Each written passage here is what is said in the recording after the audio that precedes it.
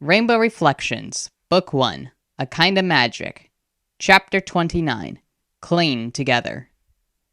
Hyaktu staggered to his feet, the world spinning around him. He blinked several times, trying to get his bearings. The ship had crashed.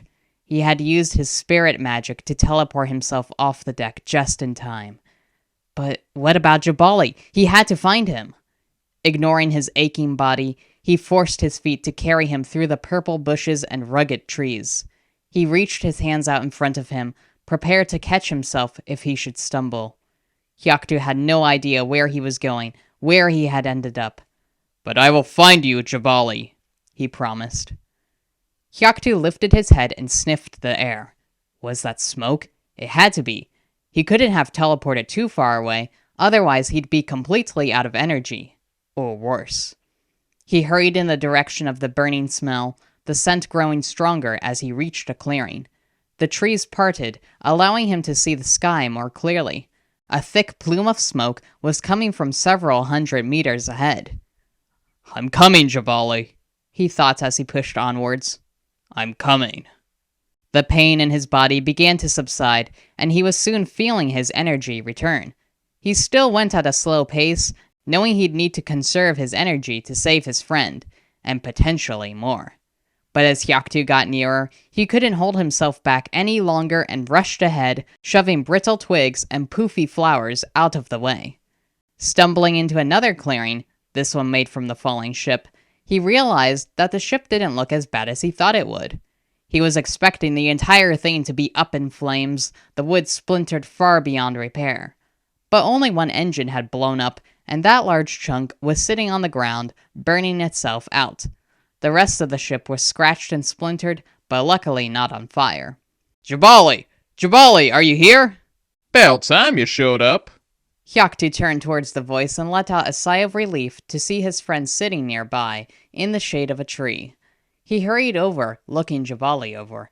His pale blue shirt had been torn and scorched in multiple places, and blood trickled down his shoulder from a wound on his back. "I'm fine," Jabali said, rising to his feet and brushing off his dusty pants. "Thanks for teleporting me out of there." Hyaktu's heart ached with guilt at once.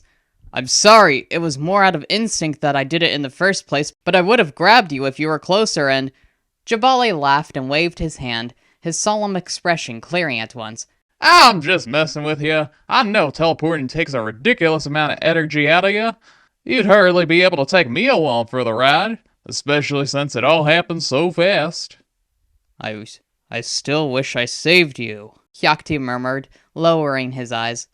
"Yeah, I saved myself," Jabali replied carelessly. "Are you okay, though?" Hyaktu pressed, hurrying behind his friend to observe the blood on his back. "Kale can't do that to me. Jumped on my back when I was off the ship, then ran off. It don't hurt too much, at least," Jabali said. Hyaktu frowned, pulling the collar of Jabali's shirt down to see several scratch marks, result of the cat's sharp claws. The smeared blood glistened on his black skin. "We best get that cleaned up soon," Hyaktu murmured. "Any sign of Kaokat since then?" Jabali shook his head. "I haven't seen any spirit magic in use," he reported. I'm not sure if that's a good thing or not," Hyaktu muttered under his breath. "Come on, let's try to get the ship up and running." "No need," Jabali said. He stomped on the ground and a large stone rose up beneath him. Holding his hand out to Hyaktu, he helped the smaller man clamber up beside him. "Do you know the way to the school?" Hyaktu asked, grabbing the rough edges of the boulder. "More than you," Jabali chuckled. "What's that supposed to mean?" Hyaktu scoffed. "We all know you have a terrible sense of direction and rely on that map app," Jabali chuckled. Hyaktu rolled his eyes. Jabali slammed his fist on the front of the stone, and it suddenly shot forward, smashing through plants and bumping along the uneven ground. Hyaktu flattened himself out, holding on as tightly as he could, his hair and mustache flying behind him. The wind seemed to sear through his eyes and nose, blinding him. He hated going on these rock rides with Jabali. "But it's the most efficient way to get to the school," he told himself over and over as he felt more dizzy from how quickly they were going. It seemed to take ages and yet no time at all when the stone slid to a stop near the school. Hyaktu sat up, but wasn't quite ready to get off the rock, lightheaded and nauseous. He remained seated for some time, even when Jabali made the stone sink into the ground once more. Come on, Jabali said gruffly, and he pulled Hyaktu reluctantly to his feet. They had made it to the western side of the school, noticeable by the glass paneling of the greenhouse. Jabali led the way to the wall, keeping a firm grasp on Hyaktu's arm as his shaky legs stumbled along beneath him. By the time they reached the front of the school, Hyaktu's legs were beginning to feel normal again, and he was able to walk on his own. He only took a few steps when Jabali came to a sudden stop. Spirits, Jabali whispered. There were 7 figures farther away, next to the eastern tower. They each seemed to be limping as they paced to and fro, their frustration clear even from a distance. Hyaktu and Jabali slunk behind the western wall again before the spirits could see them. They're trying to take down the defenses, Jabali muttered to Hyaktu. They are? Hyaktu asked, his heartbeat quickening. Jabali nodded, then peered around the corner and narrowed his eyes. He was quiet for a long time, evaluating the situation, seeing what the spirit magic was doing. Then he smiled and said, But they ain't having any success from the outside. Hyaktu let out a small sigh of relief. That's the good thing about putting the defenses on the inside. Not that they've been tested before, so I'm glad to see my strategy worked. But why are they injured? Magic backfire? Jabali suggested. Hyaktu shrugged. Let's just get inside. We'll have to find a way around them, though. Jabali shrugged carelessly. Easy enough. He stepped out from behind the tower, creating a rock in his hand. Once he had a stone the size of his fist, he threw it over the spirits' heads and into the forest beyond. Hyaktu could hear the loud thud as the rock hit the ground. What was that? One of the spirits, an eel griffin-looking creature, snarled. Kaokat? Come on, Hyaktu muttered. He led the way towards the front doors, keeping his footsteps soft. The spirits hurried in the opposite direction, skittering across the dirt ground and vanishing from sight, allowing Hyaktu and Jabali to sneak up to the double doors. Hyaktu took a key from his robe pocket and unlocked the door as quietly as he could. He then opened it and hurried inside, Jabali at his heel. Hyaktu locked the door once more, though it didn't truly matter. There was a spirit-repelling enchantment that would keep most spirits out. The locked door was more for if a human stumbled upon the school. Well, we're here, Jabali said. And we know Kaokat is back, and the one who led him spirits here. Now what? Let's make sure the school is secure, Hyaktu said. It'll be best if you stick with me. Yeah, ain't nobody here knows who I am, Jabali remarked. My kids will soon, Hyaktu reassured him. And my teachers know of you, so they won't be alarmed. He opened the door to the courtyard and stopped in his tracks again. Jabali halted behind him, the 2 men staring in surprise at the destruction. There were plants everywhere, some of them torn and dead, while others crawled about. A few were returning to the greenhouse, where some of the panels had been broken. Water lay in puddles across the stone ground, and there were twigs and leaves floating in the pond. The ground was cracked in some areas, and completely pointy in others. At least 2 frog oils had crumbled, barely distinguishable from the stone ground. Dad! Hyaktu whipped his head around, then grinned and hurried forward to greet his kids. Ren and Zin looked exhausted, their clothes torn in places and their eyes red. But they bounded to their father eagerly until all 3 were hugging tightly. You're safe, Hyaktu exclaimed. You're safe, thank the spirits. Don't thank the spirits, Zin said sharply, pulling away. They just attacked us. Yeah, they came out of the mirror, Ren added, looking concerned. Fern tried to make them leave, but then they attacked. They were trying to take down the defenses. But Fern and Kershid got them back up now, Zin said. We watched the whole time. Jabali nodded beside Hyaktu. Them defenses look strong to me, he commented, staring up at the blue sky where he undoubtedly saw the magic circling the school. Zin and Ren glanced curiously at Jabali. Why did the spirits do that? Ren queried, returning her gaze to Hyaktu. The spirits are supposed to be our friends, aren't they? Or at least, neutral? But why they'd come here and just totally attack us? Hyaktu sighed, not knowing how to respond. Who's that? Zin asked, pointing at Jabali. That's Jabali Kenyatta, Hyaktu said, glad that he could answer one of their questions. He's my best friend. Your best friend? Ren and Zin asked in unison. But you've never mentioned him, Ren added. Yeah, we didn't think you had any friends. Besides the teachers, that is, Zin said. Yo, kids! Jabali called, holding out his hand for them to shake. Nice to finally meet ya. Sarala stood nearby, watching with wary eyes. Hyaktu beckoned her over, so she could meet Jabali too. Let's go inside, Hyaktu told them, once they were all done shaking hands. I think there will be a bit of explaining to do. Are the students okay? Yes, came a brisk voice.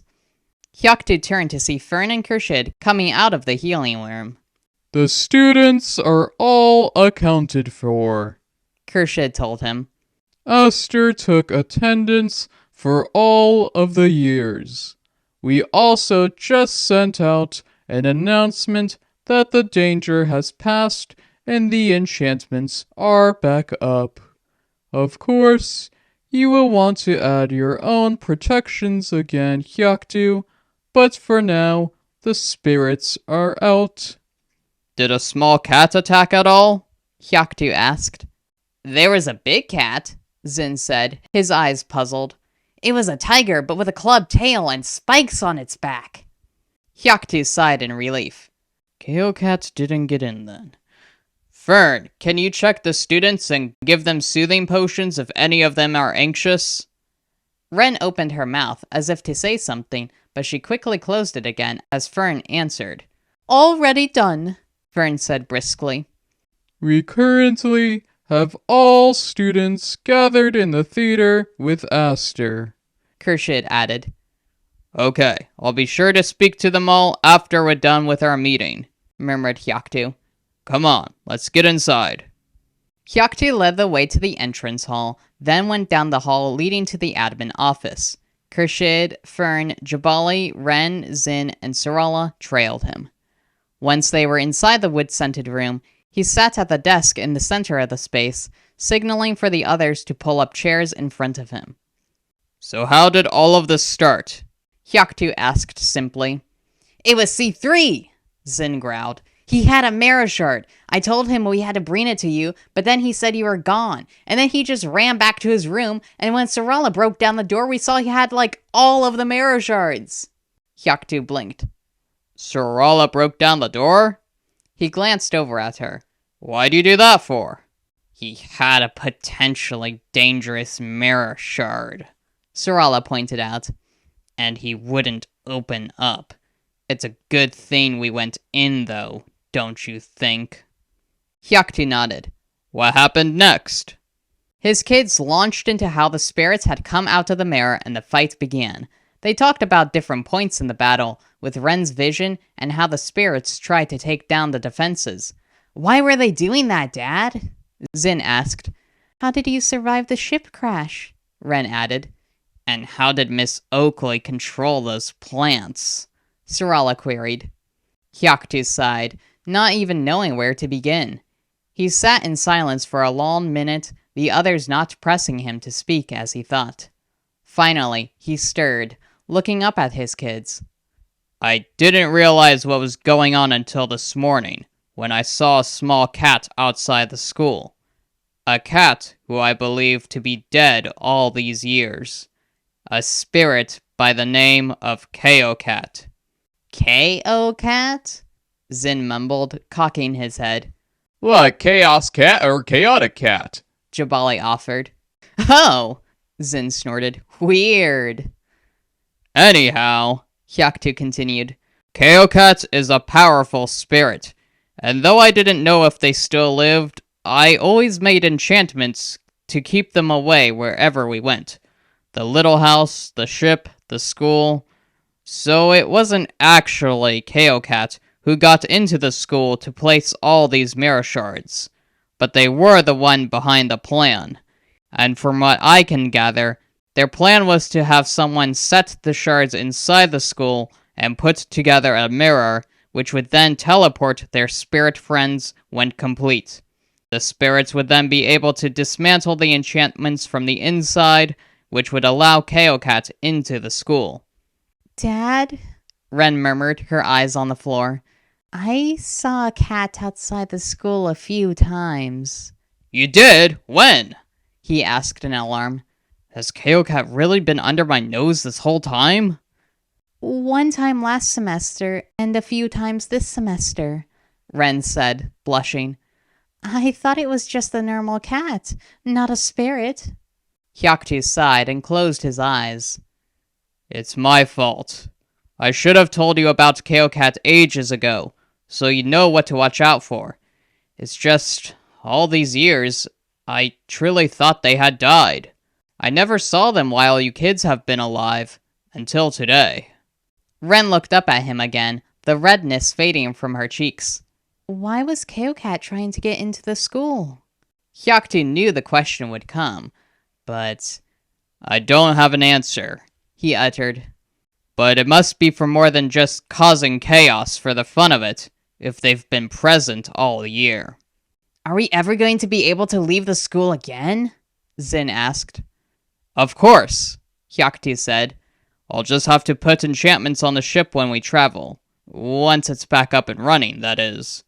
How did the ship crash? Ren asked. Kaokat, Hyaktu replied simply. They came out of the mirror and got inside the enchantments. Plus, them enchantments were barely existing on the ship in the first place. Jabali cut in. Hyaktu nodded.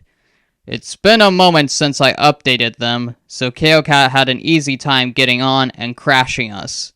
Anyhow, we found each other again and got back here as quickly as we could. Only one engine blew out, but it'll take a long time to get that ship repaired. We likely won't be traveling this summer. Nobody spoke for several long minutes. Hyaktu ran a hand through his hair. Zin bounced his leg up and down. Ren chewed her bottom lip. Sarala stared at the floor. Jabali glanced around the table. Khurshid rubbed his large nose. Fern inspected her tattooed hand. So, how does Miss Oakley control the plants? Sarala finally asked. Is that some sort of extension of earth magic? Or is that plant magic? Fern sighed. I'm a spirit, she muttered. You're a spirit? Sarala growled. And so is Asta, though he'll deny it, she grunted. You better not tell anyone, especially after today. The students might not see spirits in a good light again. I do, Ren said firmly, beaming at Fern. Not all spirits are evil. They're just like us, after all. Hyaktu smiled. Well said, Ren. I sincerely hope our students don't hate spirits after this, though. A small silence followed. Ooh, Dad, are we gonna get a reward for saving the school? Zin asked eagerly, his leg bouncing more rapidly. Hyaktu chuckled. You kids did good. I'll think about it. Can I get a cool magic sword? No. Zin moaned in disappointment. But if Kaokat's still out there, shouldn't we get cool weapons to defend ourselves? It's not like I have magic. Sarala snorted at that. You have magic, Zin. At least with those objects you used in the fight. Yeah, but weapons would still be cool. Hyaktu sighed lightly. I do suppose I'd better start teaching you two more martial arts. I don't want you to be locked up in the school forever, so you will learn more self-defense. You too, Sarala, he added, looking over at her. She smiled lightly, then frowned. She seemed suddenly small in her seat. Is something wrong? Hyaktu queried. Sarala glanced at him briefly, then lowered her eyes. I need to tell you something. She clenched her jaw as everyone turned to stare at her. I wasn't telling you the truth when I said I'd been surviving in the wild alone. Because I wasn't alone. Not entirely.